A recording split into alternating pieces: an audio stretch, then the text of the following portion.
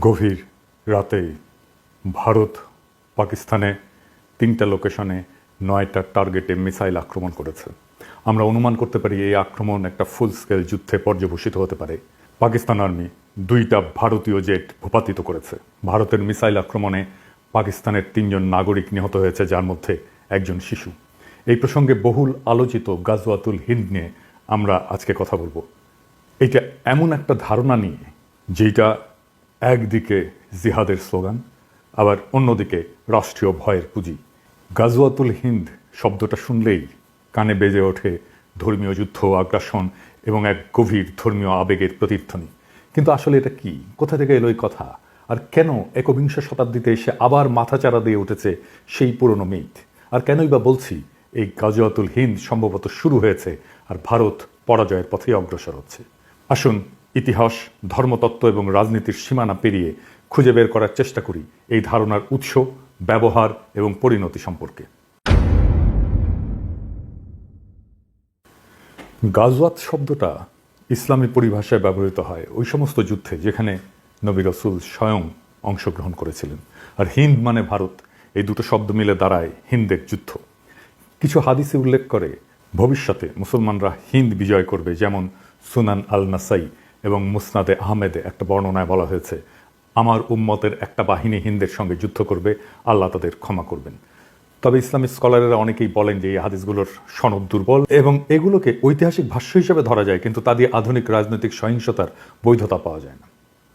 ২০ শতকের শুরু থেকে বিশেষ করে পাকিস্তানের রাষ্ট্রনীতিতে গাজওয়াতুল হিন্দ হয়ে ওঠে এক কল্পিত ধর্মীয় আদর্শ। অনেক সংগঠনই তাদের রাজনৈতিক প্রোপাগান্ডায় শব্দগুলো ব্যবহার করে বারবার, যেন ভারতের বিরুদ্ধে যে কোনো যুদ্ধ মানেই ইমানের লড়াই।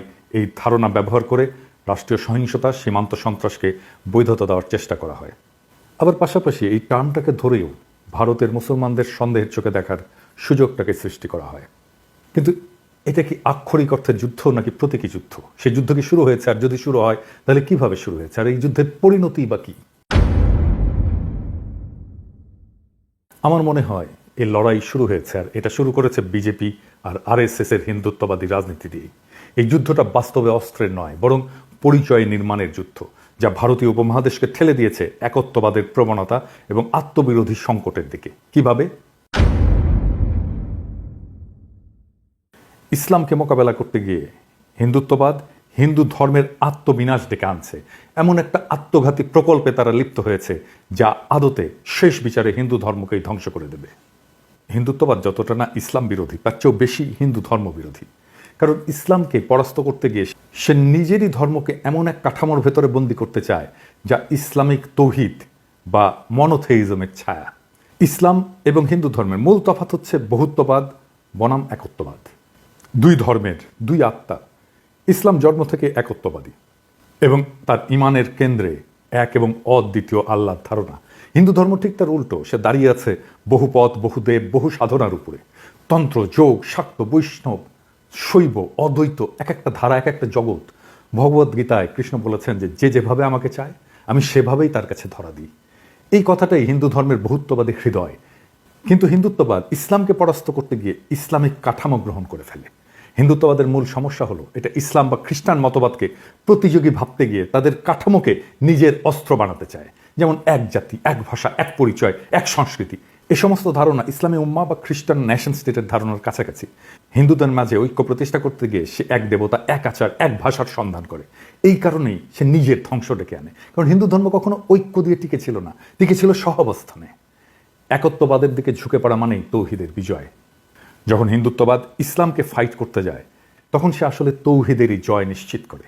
সে মূর্তি পূজাকে তখন লজ্জা হিসেবে দেখতে শুরু করে, পৌরাণিকতাকে অস্বীকার করে, আত্মতত্ত্ব, রূপক, রসতত্ত্বকে সরিয়ে দেয়। বেদান্তের তম অসি এর বিপরীত তৈরি করে শুদ্ধ হিন্দু পরিচয়ের কাঠিন্য। এইভাবেই হিন্দুত্ববাদ বহুত্ববাদী আধ্যাত্মিকতাকে হত্যা করে, অর্থাৎ হিন্দু ধর্মকেই সে হত্যা করে। এভাবেই মোদি আত্মহননের পথে হিন্দুত্ববাদ দিয়ে হিন্দু ধর্মকে নিয়ে যাচ্ছে। এইভাবেই একদিন হিন্দুত্ববাদ যখন নিজের দেহে একক দেবতার ধর্ম নির্মাণ করবে তখন সে নিজেই আর হিন্দু থাকবে না, সে হয়ে উঠবে একটা হিন্দু নামধারী ইসলামী রাষ্ট্রীয় কাঠামোর ছায়া, যার মধ্যে থাকবে না সাধনার পথ, থাকবে না দেবদেবী উপাসনা, থাকবে না অবতার তত্ত্ব, থাকবে না উল্টো যুক্তি। সে সময় ইসলাম যদি আসে তাহলে সে বলবে তুমি তো একত্ববাদকেই বিশ্বাস করো, কিন্তু আমাদের একত্ব অনেক আগে থেকেই পরিণত। তুমি শুধু তার ছায়া, তুমি তাকে অনুসরণ করেছো। এই ছায়া যখন আত্মার আর আশ্রয় দিতে পারে না, তখন মানুষ মূল উৎসের দিকে ফিরে যায়। তখন তৌহিদ শুধু জয়ী হয় না, হিন্দুত্ব নিজেই তাকে তার মঞ্চ প্রস্তুত করে দেয়। তাই গাজওয়াতুল হিন্দ কোনো বাহ্যিক যুদ্ধ নয়, এটা ভারতীয় পরিচয়ের মধ্যে এমন এক আত্মঘাতী দ্বন্দ্ব যেখানে এক ধর্ম অন্য ধর্মকে মোকাবেলা করতে গিয়ে নিজেকেই তাকে রূপান্তর করে ফেলে। হিন্দুত্ব ইসলামকে হারাতে গিয়ে ইসলামিক কাঠামোকে গ্রহণ করে। এটাই আত্মহনন, এটাই ইতিহাসের সবচেয়ে বড় পরাজয়, যেখানে তুমি যেত না বরং তোমাকে হারিয়ে অন্য কেউ তোমার জায়গায় দাঁড়িয়ে যায়। আমি যখন রেকর্ড করছি তখন ফ্রান্সে গভীর রাত, ঘড়ির কাঁটা থমকে নেই, কিন্তু সময় থমকে গেছে। ভারত পাকিস্তানের সীমান্তে যুদ্ধের দামামা, আলো নয় কেবল ধোঁয়া।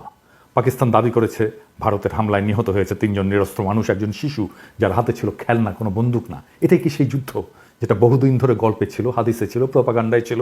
গাজওয়াতুল হিন্দ, যার কথা একদা বলা হতো একদিন হবে, সেই যুদ্ধ কি আজকে শুরু হলো? নাকি আমরা অনেক আগেই চুপচাপ নিজের ভেতরে সেই যুদ্ধ শুরু করে ফেলেছি? বিজেপি আরএসএস যখন হিন্দু রাষ্ট্র গড়ার নাম করে হিন্দু ধর্মের বহুত্ববাদকে খরচা করে ফেলে, তখন তারা ইসলামকে হারাতে গিয়ে তৌহিদের কাঠামো নিজের ধর্মে বসিয়ে দেয়।